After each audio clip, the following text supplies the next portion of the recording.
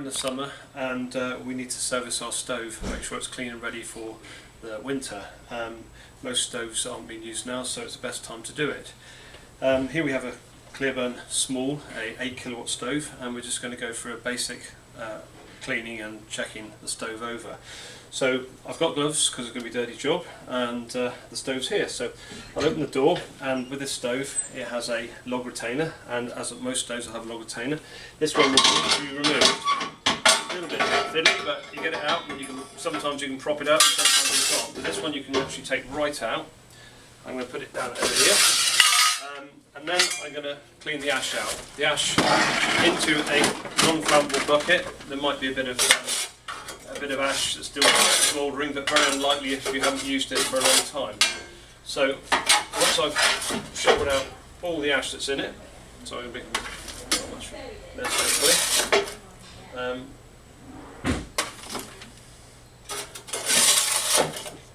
So just to make it simple and to speed things up, I'll put all the ash in there. Then I will get my hoover, making sure that there is no hot embers whatsoever in there. I will get my hoover and hoover the rest out.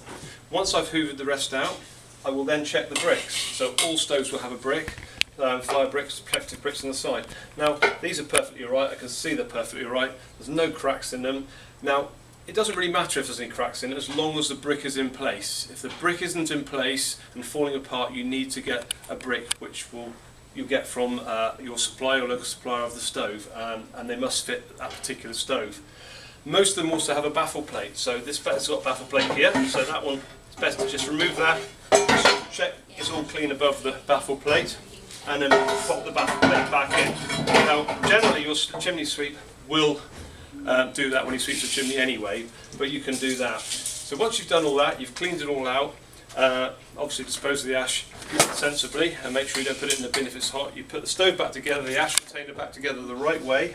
Often it will say in the in your instruction book, it will say that which way it's got to go round. It's very important to go the right way around. You then need to check the glass. Whether the glass is not wobbling around, if it's sitting there okay and all the seals are okay. Check the door steel all the way around the door here. Close the door and make sure it pulls nice and tight up against the stove. You can look around the stove, or if you're really good, you can actually pop a piece of paper in the door like that, and if there's a bit of resistance, then the seal is nice. So once that's done, and you're happy it's all clean inside and it's ready for the winter, you could even spray it up by the manufacturer's paint. This is the manufacturer's paint for this.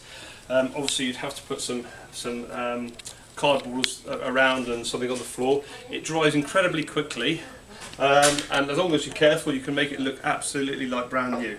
So once that's all done, it should be all ready for the winter, but make sure that you do get the chimney swept and you do leave an air vent open so air is running through the stove so it doesn't get rusty and damp.